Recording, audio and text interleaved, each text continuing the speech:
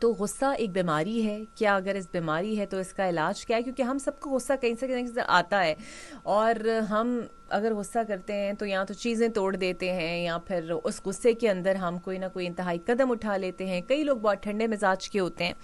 इन तमाम चीज़ों पे जनाब हम बात करेंगे राफ़िया साहिबा से। बहुत शुक्रिया राफ़िया आपके वक्त का।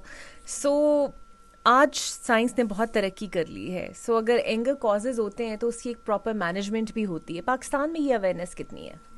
बिस्मिल्लाहिर्रहमानिर्रहीम। पहली बात तो ये है कि पाकिस्तान में क्या ये अवेयरनेस है कि एंगर होता क्या है। मेरा तो पहला क्वेश्चन ये है कि लोग इस बात को शायद वो डिस्क्रिमिनेट ही नहीं कर पाते कि what is a healthy form of anger, या what when anger becomes unhealthy. कब हम ऐसा एंगर जो आउटबर्स्ट होता है वो कब अनहेल्दी होता है। तो मेरा ख्याल में anger is a natural human response और एक इमोशन है, हम सब में है। अगर हम में से कोई लोग कहते हैं कि जी हमें गुस्सा नहीं आता तो बिल्कुल गलत है, क्योंकि अब डिफरेंट फॉर्म्स हैं एंगर की। कुछ लोग एंगर इन रखते हैं और जिनका पता नहीं चलता, वो नहीं चीखें चलाएंगे, वो चीज़ें नहीं तोड़ेंगे, या वो बात इस तरह ऊंची नहीं करेंगे, लेकिन उनके अंदर जो फिजियोलॉजिकल चेंजेस आ रहे होते हैं वो थ्रू आउट आ रहे होते हैं। और दूसरी फॉर्म ऑफ एंगर है जो कि एंगर आउट होती है, जिसमें लोग चीखना, चलाना, चीज़ें तोड़ना, इस किस्म की चीज़ें। और उसके अलावा भी मुतअद्दद एंगर की फॉर्म्स हैं, जिसमें ट्रेट एंगर है, स्टेट एंगर है।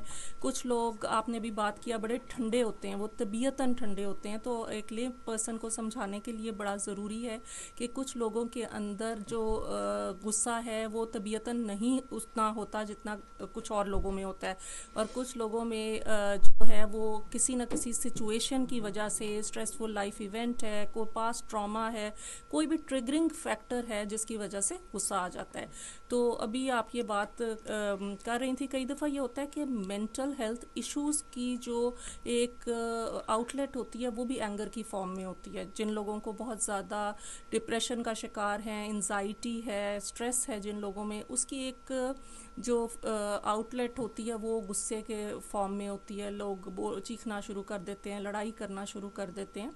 तो इसमें एंगर, गुस्से में आना, अगर वो एक महज़ब लेवल तक है तो वो उसमें कोई गलत बात नहीं होती। ये एक नॉर्मल फिजियोलॉजिकल रिस्पॉन्स है। हाँ, जब वो किसी के राइट्स को वायलेट करने लगे, या दूसरों के लिए प्रॉब्लम बनने लगे, या उसके लिए अपने लिए प्रॉब्लम बनना शुरू हो जाए, तभी जो है वो गुस्सा, जैसे कि अगर कोई इतना गुस्से में रहने लगे कि उसके रिलेशनशिप्स डिस्टर्ब होने लग जाएं, या वो अपने काम पे जो है वो अच्छे तरीके से फोकस ना कर पा रहा हो, तो फिर वो एक इशू बनता है जिसको मेरा ख्याल में मैनेजमेंट की ज़रूरत होती है। ये किस किस्म की इंटेंसिटी का लेवल है और उससे डायग्नोस कैसे किया जा अच्छा, सकता है? देखिए, ये ना कॉग्निटिव फोकस, एक बात बहुत अहम है, हमारे ऑडियंस को अंडरस्टैंड करने की ज़रूरत है कि जब गुस्सा आता है तो आपका कॉग्निटिव फोकस जो है वो नैरो डाउन होना शुरू हो जाता है। आपकी डिसीजन मेकिंग की पावर जो है वो बिल्कुल कम होनी शुरू हो जाती है। आपकी जितनी भी अटेंशन है वो उस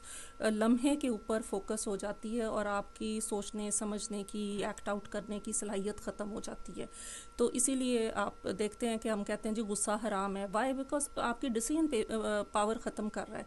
तो उस केस के अंदर देखें, और मल्टीपल फैक्टर्स भी हो सकते हैं। आज का नौजवान जो है वो डेफिनेटली जिस स्ट्रेस से गुज़र रहा है, उनको एकेडमिक स्ट्रेस भी है, उनको कह लें कि इकोनॉमिक स्ट्रेस भी है, और उसके अलावा रिलेशनशिप इश्यूज से भी हमारे एडोलेसेंट्स गुज़र रहे होते हैं।